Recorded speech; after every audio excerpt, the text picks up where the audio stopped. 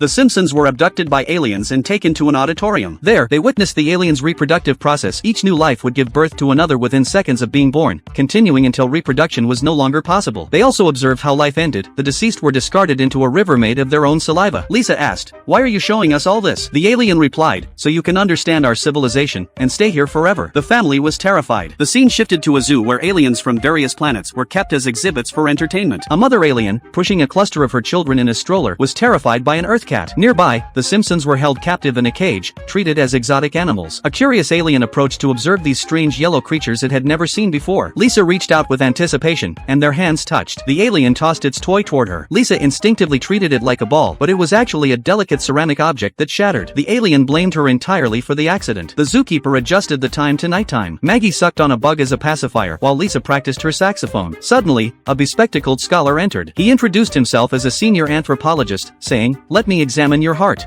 Very healthy. I'm here to enhance your understanding of our superior species. From a young age, we study all universal knowledge in school, physics, mathematics, urban languages, until the end of our lives. But there is one final ritual. We must consume one of you. However, we'll let you decide who among you will be eaten." Marge suggested they hold a vote. Everyone wrote down their choice. When Homer collected the votes, the first one had his name on it. The second read, "Dad, sorry." The third simply said, "Homer, the fattest one." Only Maggie's vote remained. Unable to write, she had drawn a picture of Homer. The final vote was Homer's own. He had initially written the boy, but after a moment of hesitation, changed it to the child's father. He declared, "This is the most noble thing I've ever done." Maggie presented a gift she had made for Homer. Lisa remarked, "Now you know why I'm a vegetarian." Homer finally understood. The sacrificial ceremony began shortly after. Homer walked miserably through a crowd of aliens who blinked their eyes in a gesture of welcome. A band played a farewell tune for him. Just as the alien was about to consume Homer, a beam of light interrupted the process. The aliens realized it was a portal. Someone was trying to steal their sacrifice. Homer was overjoyed, though the portal seemed too small. Fortunately, a larger portal appeared moments later, and Homer vanished into thin air.